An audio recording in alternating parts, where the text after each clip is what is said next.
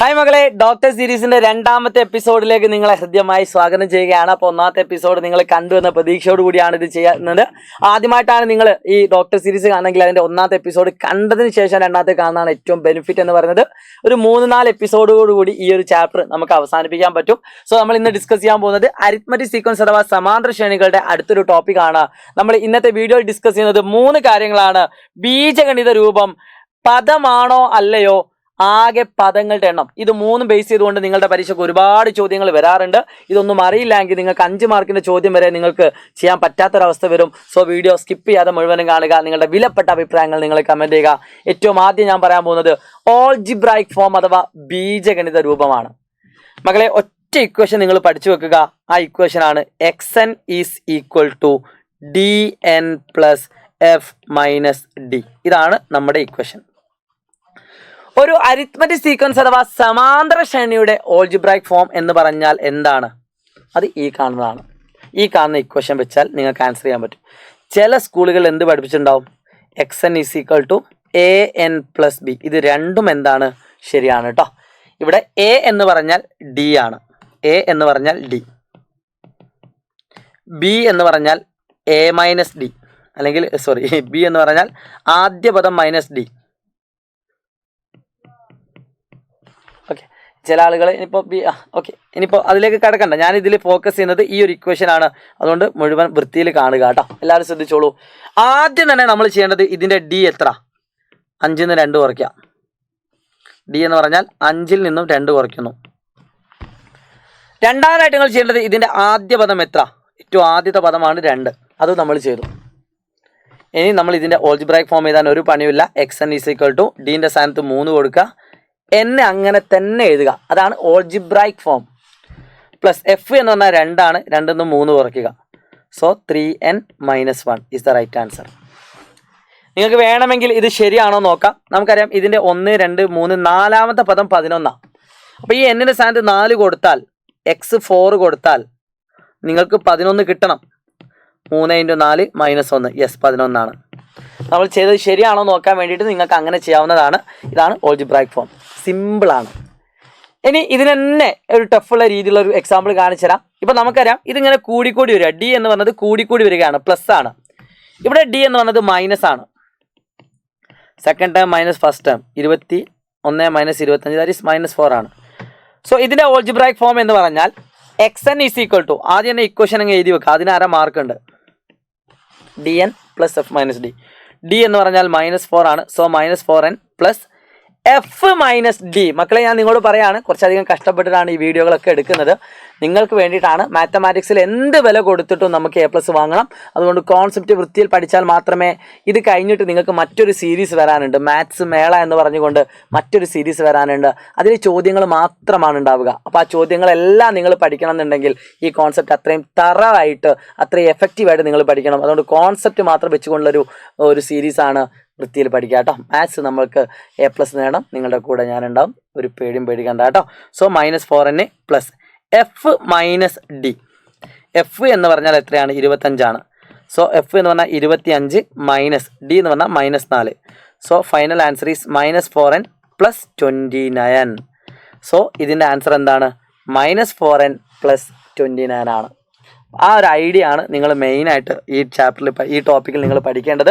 So ഇത് base ചെയ്തുകൊണ്ട് കുറച്ച് ക്വസ്റ്റ്യൻസ് ഞാൻ കാണിച്ചു തരാം. എന്നിട്ട് നമ്മുടെ ബാക്കിയുള്ള 2 ടോപ്പിക്കിലേക്ക് കിടക്കാം. ടേം ആണോ, നമ്പർ ഓഫ് ടേംസ് എത്ര എന്നുള്ളതിലേക്ക് നമുക്ക് അതിലേക്ക് കിടക്കാം. സോ ഏറ്റവും ആദ്യത്തെ ഒരു സിമ്പിൾ ആയിട്ടുള്ള ഒരു ക്വസ്റ്റ്യൻ ഞാൻ കാണിച്ചു തരാം. ശ്രദ്ധിച്ചോളൂ മക്കളെ. Write the first term and common difference of the arithmetic sequence 3n + 5. ഇത് നമ്മൾ കഴിഞ്ഞ എപ്പിസോഡിൽ പറഞ്ഞിട്ടുണ്ട്. ഇതിൻ്റെ ആദ്യ പദം എത്രയാണ്? x1. 3 × 1 + 5. 3 + 5 8 ആണ്. കോമൺ ഡിഫറൻസ് എത്രയാണ്?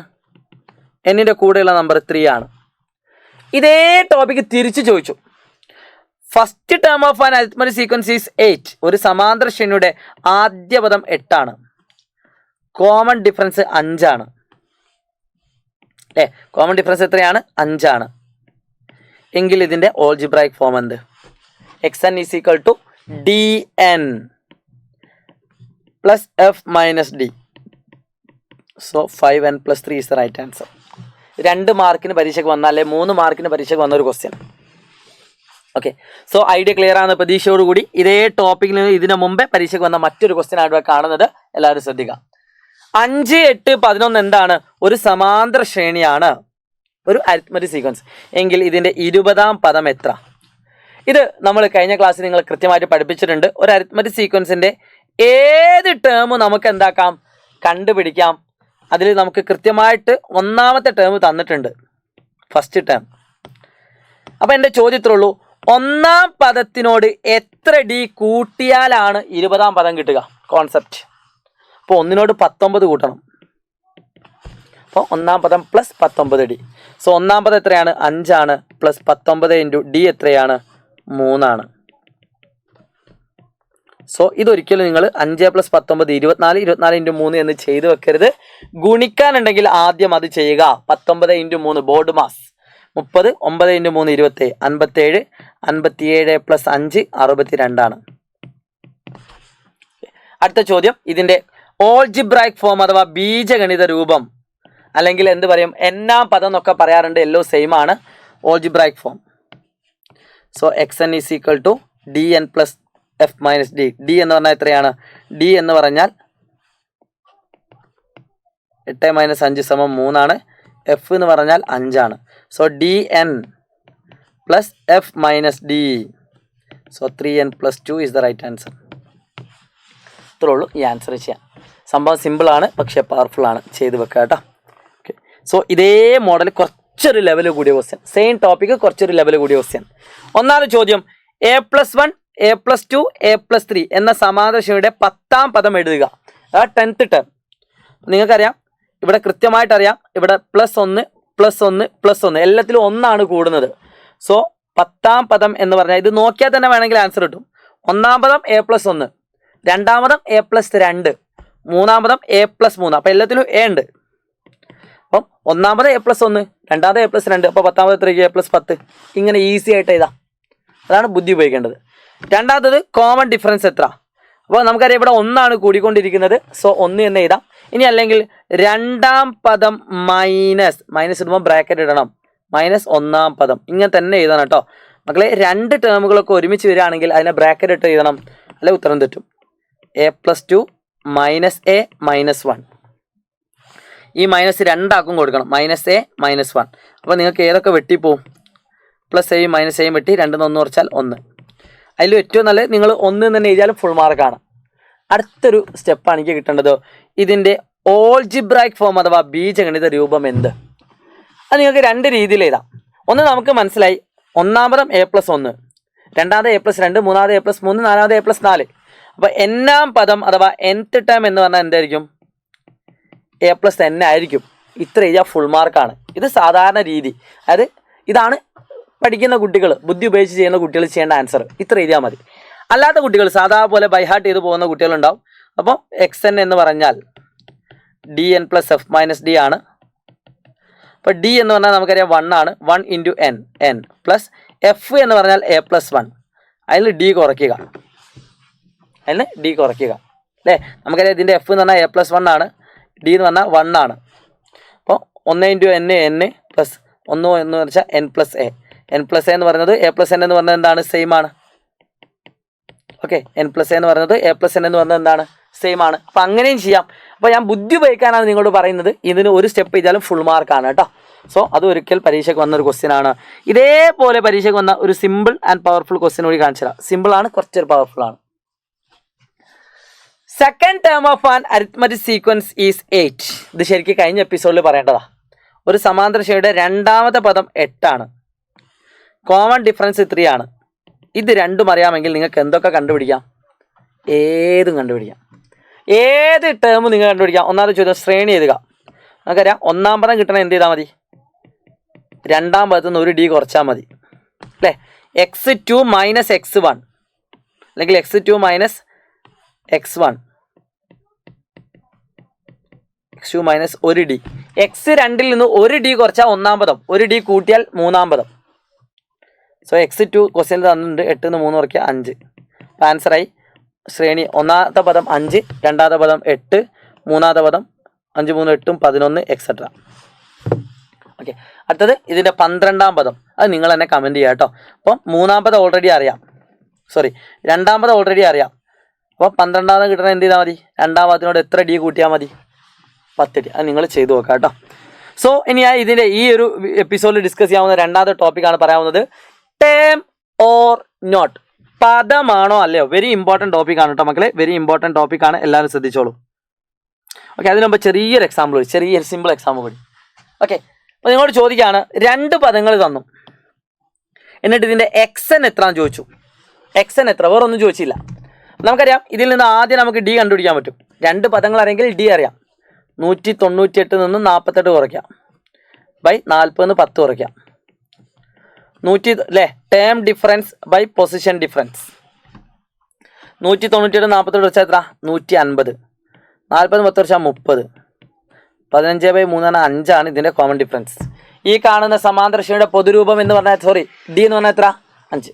പിന്നെ നമുക്ക് ഇനി എന്ത് കണ്ടുപിടിക്കണം? എഫ് കണ്ടുപിടിക്കണം. അതെങ്ങനെ കണ്ടുപിടിക്കും? x1 ആദ്യ പദം.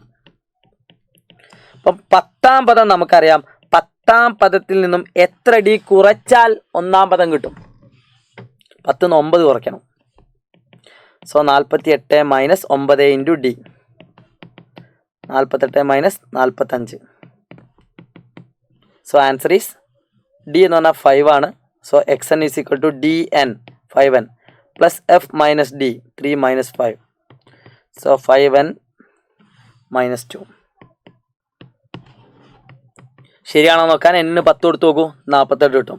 എന്നിന് 40 കൊടുത്തു നോക്കൂ, 200 - 2 198. കറക്റ്റാണ്. ഓക്കെ, സോ ഈ രീതിയിലൊക്കെ ചോദ്യം നിങ്ങൾക്ക് എന്താക്കാം?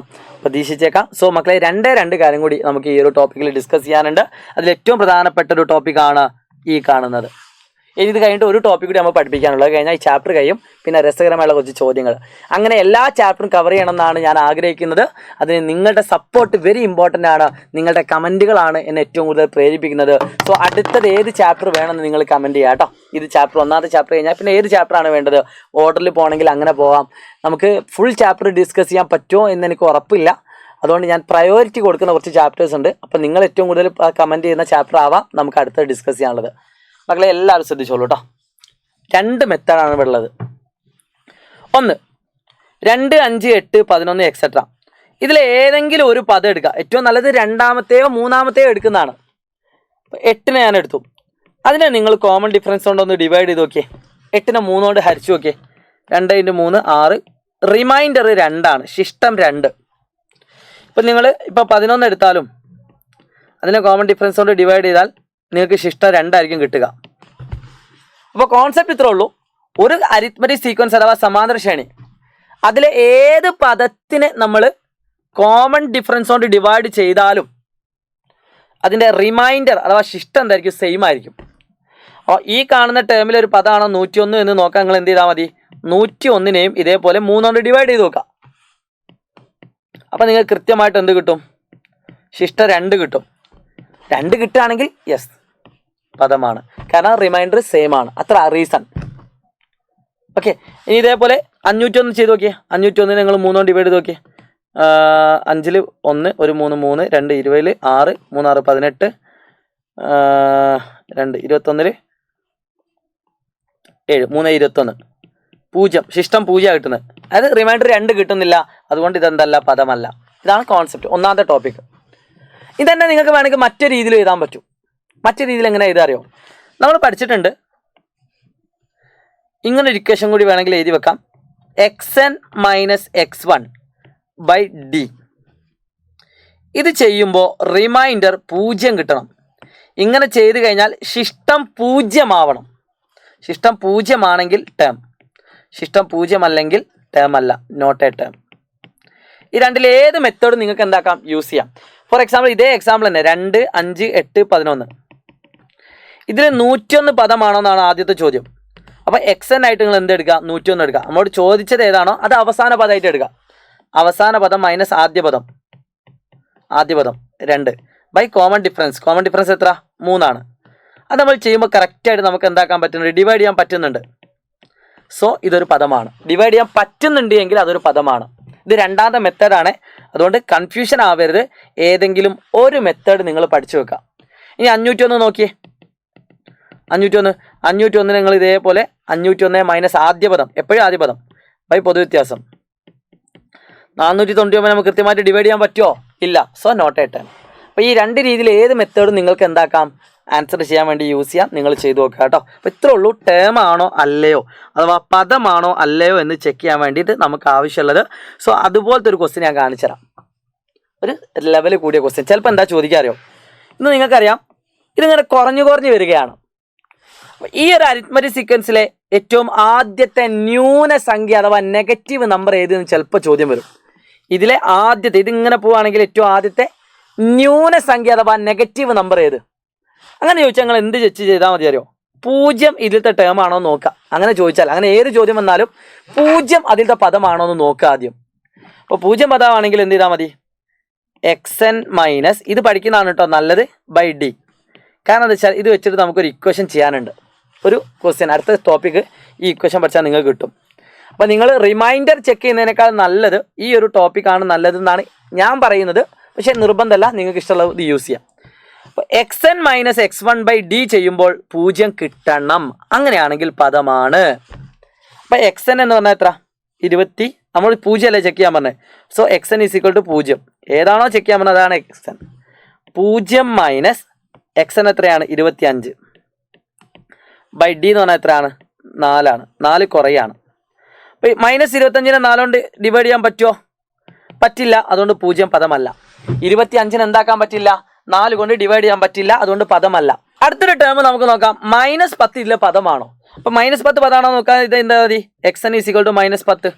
അപ്പോൾ നിങ്ങൾ എന്ത് ചെയ്യും? xn minus x1 by D.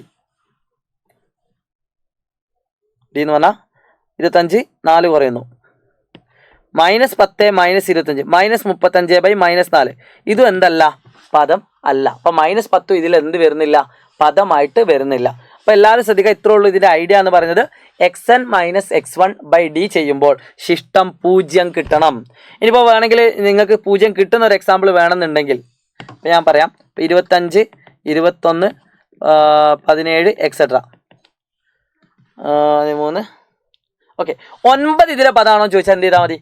xn minus x1 by D. അപ്പോൾ 9 25 കുറച്ചാൽ -16 -16 ബൈ -4 ദാറ്റ് ഈസ് 16 ബൈ 4 4ആണ്. സോ ഇതിലത്തെ പദമാണ്. ഓക്കെ ആണോ മക്കളെ? അപ്പോൾ നിങ്ങൾക്ക് ഇതിൽ നിന്ന് മനസ്സിലാക്കാൻ പറ്റുന്ന സിമ്പിളായിട്ടുള്ള കാര്യം ഇതാണ്. അപ്പോൾ ഇനി നിങ്ങൾ ശ്രദ്ധിക്കേണ്ടത് അടുത്തൊരു ടോപ്പിക്കാണ്. ഈ സെയിം ഇക്വേഷനിൽ നിന്നാണ് അടുത്തൊരു ടോപ്പിക് വരുന്നത്. സെയിം ഇക്വേഷൻ എന്താണ് നമ്മളെ ഇവിടുത്തെ equation? xn minus x1 by D ചെയ്യുമ്പോൾ ശിഷ്ടം 0 കിട്ടുകയാണെങ്കിൽ, റിമൈൻഡർ 0 ആണെങ്കിൽ അത് ടേം ആണ്, കിട്ടിയില്ലെങ്കിൽ ടേം അല്ല. ആ സെയിം ഇക്വേഷൻ ഞാൻ ഇവിടെ അപ്ലൈ ചെയ്യാൻ പോവാം. ആകെ പദങ്ങളുടെ എണ്ണം അഥവാ n. ഇത് വെരി ഇമ്പോർട്ടൻറ്റ്. ഇതില്ലാതെ നിങ്ങൾക്ക് പല ചോദ്യങ്ങളും ചെയ്യാൻ പറ്റില്ല. n കണ്ടുപിടിക്കാനുള്ള ചോദ്യം എന്തായാലും പരീക്ഷയ്ക്ക് ഉണ്ടാവും. അത് ഡയറക്റ്റ് ആയിരിക്കില്ല, ഇൻഡയറക്റ്റ് ആയിരിക്കും. പക്ഷേ ഞങ്ങൾ ഇത്ര ചെയ്താലുള്ളൂ. xn minus x1 by D നിങ്ങൾക്ക് ഓൾറെഡി അറിയാം. ഇത് എന്തിനുള്ള ഇക്വേഷനാ? റിമൈൻഡർ 0 ആണെങ്കിൽ പദമാണ്. അതിലൊക്കെ ഒരു പ്ലസ് ഒന്നും കൂടി ഇട്ടാൽ ആകെ പദങ്ങളുടെ എണ്ണമായി n. ഇത്ര ഉള്ളൂ ഇത് പഠിക്കാൻ. ഇനി തുക എന്ന് പറഞ്ഞ ഒരു ടോപ്പിക് കൂടി ഈ ചാപ്റ്ററിൽ പഠിക്കാനുള്ളത് കഴിഞ്ഞു. ചാപ്റ്റർ കഴിഞ്ഞു. സോ മക്കളെ, വെരി ഇമ്പോർട്ടൻ്റ് ആയുള്ള സീരീസാണ്, മിസ്സാക്കരുത്. അപ്പോൾ ഇതിൽ ഇങ്ങനെ പോയിട്ട് 1001 വരെ എത്ര പദങ്ങളുണ്ടെന്നാണ് ക്വസ്റ്റ്യൻ. അല്ലെങ്കിൽ 1001 എത്രാമത്തെ പദമാണ്? രണ്ടും പറ്റും. ആകെ പദങ്ങളുടെ എണ്ണം കാണാൻ ചോദിച്ചാലും 1001 എത്രാമത്തെ പദമാണ് എന്ന് ചോദിച്ചാലും നമ്മൾ ചെയ്യേണ്ടത് ഒരേ ഉത്തരം. ഇത് എത്രാമത്തെ പദമാണ്? ഇപ്പം ഞാൻ ചോദിക്കുകയാണ്, ഇപ്പം 4 പദം ഇവിടെ ആകെയുള്ളത്. 11 എത്രാമത്തെ പദം? 4ാമത്തെ പദം. ആകെ എത്ര പദങ്ങളുണ്ട്? 4 എണ്ണം. രണ്ടും സെയിം അല്ലേ? ഇവിടം വരെ മാത്രമാണ് തന്നതെങ്കിൽ 11 എത്രാമത്തെ പദം? 1, 2, 3 4ാമത്തെ പദം. ആകെ എത്ര പദങ്ങളുണ്ട്? 4 എണ്ണം. അതേപോലെ നമ്പർ ഓഫ് ടേംസ് ഇവിടം വരെ ആകെ എത്ര പദങ്ങളുണ്ട് എന്ന് പറയുന്നതും 1001 എത്രാമത്തെ പദമാണ് എന്ന് പറയുന്നത് എന്താണ്? സെയിം ആണ്. അപ്പോൾ പരീക്ഷയിൽ ചിലപ്പോൾ എന്താ ചോദിക്കുക? 1001 എത്രാമത്തെ ടേമാണ്. ഓക്കെ, അപ്പോൾ നമ്മൾ n കണ്ടുപിടിക്കുകയാണ്. n എന്ന് പറഞ്ഞാൽ 1001 ആണ് അവസാന പദം. അവസാന പദത്തിൽ നിന്നും ആദ്യ പദം കുറയ്ക്കുക ബൈ കോമൺ ഡിഫറൻസ് +1. അപ്പോൾ 1001 2 കുറച്ചാൽ 999 ബൈ 3 +1. 999 3 കൊണ്ട് ഡിവൈഡ് ചെയ്താൽ 333 കിട്ടും. 333 +1 334. സോ ആകെ പദങ്ങളുടെ എണ്ണം എത്രയാണ്? 334 ആണ്. അതായത് 334 പദമാണ് 1001. അതാണ് അതിൻ്റെ അർത്ഥം. ഇത് ഈ കാണുന്ന അരിത്മറ്റിക് സീക്വൻസിലെ 334 ടേമാണ് 1001. സോ ഈ 3 ടോപ്പിക്കാണ് ഇന്നത്തെ വീഡിയോയിൽ ഡിസ്കസ് ചെയ്യാൻ വിചാരിച്ചത്. സോ നിങ്ങൾക്ക് എല്ലാവർക്കും മനസ്സിലായി എന്ന പ്രതീക്ഷയോടുകൂടി ഈ ഒരു ടോപ്പിക്ക് ഞാനിവിടെ അവസാനിപ്പിക്കുകയാണ്. ഇതേ രീതിയിലുള്ളൊരു ചോദ്യം ഞാൻ നിങ്ങൾക്ക് ഇവിടെ കാണിച്ചു തരാം. ഈ കാണുന്ന -15 എന്ന് പറയുന്ന ടേം എത്രാമത്തെ പദമാണ്, അല്ലെങ്കിൽ ഈ കാണുന്ന അരിത്മറ്റിക് സീക്വൻസിൽ ഇവിടം വരെയുള്ള അരിത്മറ്റിക് സീക്വൻസ് സമാന്തര ശ്രേണിയിൽ എത്ര പദങ്ങളുണ്ടെന്ന് ചോദിച്ചാൽ xn - x1 / d +1 വിട്ടാൽ മറക്കരുത്. -15 പദമാണോ എന്ന് ചോദിച്ചാൽ ഇവിടം വരെ എഴുതാം. അപ്പോൾ റിമൈൻഡർ 0 കിട്ടിയെങ്കിൽ പദമാണ്. അതിനോടൊരു +1 കൂടി ഇട്ടാൽ എത്ര എണ്ണം കിട്ടും? അപ്പോൾ -15 - 25 എന്നാൽ -40 -40നെ കൃത്യമായിട്ട് -4 കൊണ്ട് ഡിവൈഡ് ചെയ്യാൻ പറ്റും. അതുകൊണ്ട് -15 പദമാണ്. അതിനോടൊരു +1 കൂടി ഇട്ടാൽ എന്തായി ആൻസറായി? 40/4 10, 10 + 1 11. അത് 11ാമത്തെ പദമാണ് -15. ഓക്കെ. സോ ഈ ഒരു ഇമ്പോർട്ടൻ്റ് ആയുള്ള 3 ടോപ്പിക് നമ്മൾ പഠിച്ചു കഴിഞ്ഞു മക്കളെ. വെരി ഇമ്പോർട്ടൻ്റ് ആണ്. ആ 3 ടോപ്പിക് ഏതൊക്കെയാണ്? ഒന്ന് algebraic form xn = dn + f - d. രണ്ടാമത്തത് പദമാണോ നോക്കാൻ xn - x1 / d. മൂന്നാമത്തത് എത്ര പദങ്ങളുണ്ട് അല്ലെങ്കിൽ എത്രാമത്തെ പദമാണെന്ന് നോക്കാൻ. ഇത് 3 നമ്മളിന്ന് പഠിച്ചത് കേട്ടോ. അപ്പോൾ ഈ 3 കാര്യങ്ങൾ നിങ്ങൾ സേവ് ചെയ്ത് വെക്കുക. ഏത് ലെവലിൽ വന്നാൽ നിങ്ങൾക്ക് ചെയ്യാൻ പറ്റണം. വിശ്വാദ ബാസ് ഗായ്സ്, ഇനി ഒറ്റ ടോപ്പിക് കൂടെ ഉള്ളത് കഴിഞ്ഞാൽ ചാപ്റ്റർ കഴിഞ്ഞു. ഇറ്റ്സ് മീ ഷാഹിദ് റംസാൻ പ്രസൈല ലേണിംഗ്. ബൈ.